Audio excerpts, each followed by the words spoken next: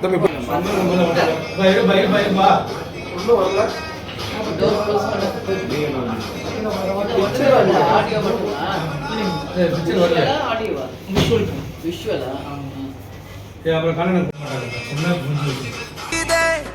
பாமரனின் மனதிலே கொதியும் பறக்குதே, எவனாலுமே தடுக்கவும் இனியும் முடியாதே, வரலாற்றை தான் மூடியும் மறைக்க முடியாதே.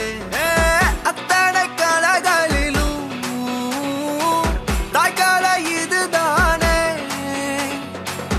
ஆதி தமிழனின் மூத்த கலைதானே.